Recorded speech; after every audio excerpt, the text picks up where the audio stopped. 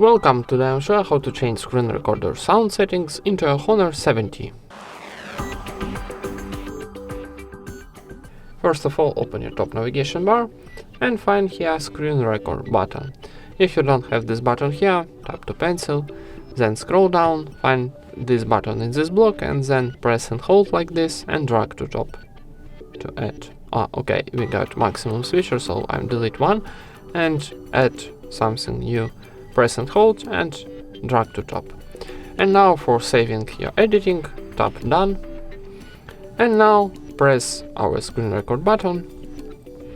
And now here we got two panels. On the right side we got stop button and our screen record times, and on the left side we got microphone turn on or turn off option.